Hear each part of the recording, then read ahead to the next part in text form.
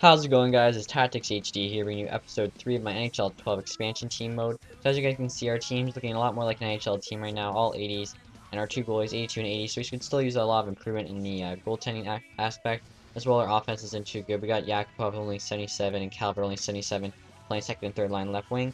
So right there was quickly the AHL team, and as you guys can see, there's our stats: 85 offense, 87 defense, 79 goaltending. Now right here I got an offer from Nashville beginning of the year. I got that defensive prospect, B minus, A minus potential. I thought that was really good. The second guy had C, B minus, B minus, and the third guy had B minus, C, C. So they wanted a second round pick. I decided to just give them 2/3, 2/7. I never really use the sevenths, and I'd rather go up 2/3 than a second. I could do the second to get a restricted free agent, or just to get a really good pick. So right here, guys, we're at the All-Star game. As you can see, Jarrett Stoll made it again as our All-Star. And then for goaltenders, we have Howard and Halak. And then after the All-Star game, guys, we go to the trade deadline. Right here, making an offer to Boston. Because I wasn't going to make the playoffs this year, I could see I was very low in the standings. I decided to make a big offer here, giving them my second and third best defensemen, Corey Sarich and Scott Hannon. Both are 35 years old, but both were 85 overall. In return, as you can see, I got Dougie Hamilton in a first-round pick.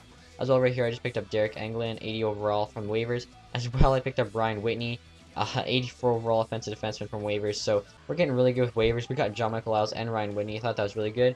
Well, as you guys can see, we finished last in the West. I think I'm pretty sure we finished last in the NHL as well. So that was actually the end of our 3-year contract. Like I said before, the first year I just sent through.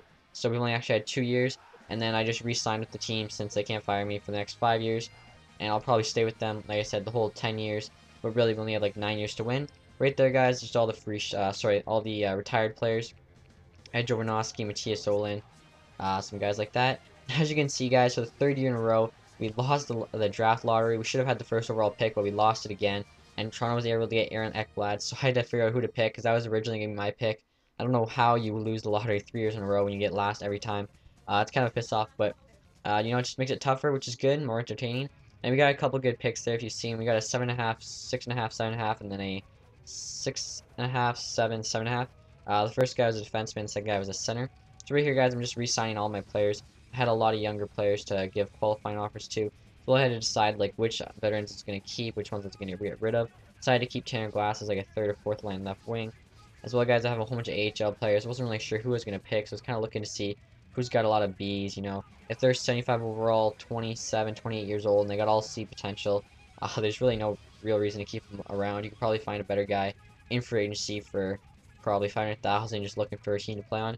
A lot of times there's guys like that with like all B minus or even sometimes like B minus, B minus that are 70 something overall, mid 20s, and just free agency, go pick them up real cheap, and you know, sometimes that works out.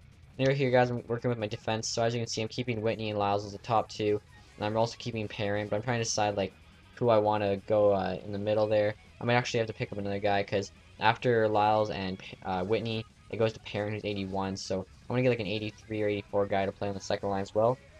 And right here, I'm just, like I said, giving offers to all the free agents, draft picks I signed last year, giving Eddie Lack a new contract. I think I signed him for like $1.5 million for the next 3 years, which is really good, because he'll probably get a lot better. And as you guys can see, I actually have a lot of good goaltending prospects, but I had to let go of some of them, like Hauser. I decided to end up signing this Tokiarski guy. He had B minus, B minus potential as a goalie, so he'll probably be like backup AHL. As well, I decided to sign Zach Ronaldo as the fourth line left wing. He's a tough guy, and like the game actually like rewards you for having like toughness on your team, so that's why I put him on there. As well, I signed Kyle Comiskey. He'll be the second line defenseman. So right there's a team, nothing major, but we did, like I said, get Zach Ronaldo.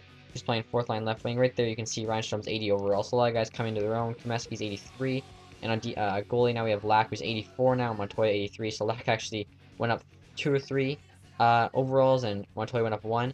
As well, guys, as you've seen, Yakupov's first line left wing in the AHL. For whatever reason, he's not developing. He hasn't gone up any overall in the last year, so it kind of sucks.